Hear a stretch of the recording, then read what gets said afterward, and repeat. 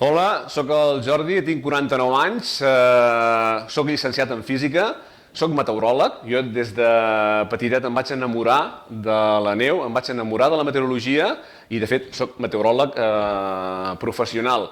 Però sempre vaig pensar que tenia alguna vessant emocional important per explorar. I fa un parell d'anys vaig conèixer l'Institut Català de Programació Neurolingüística i he vingut aquí a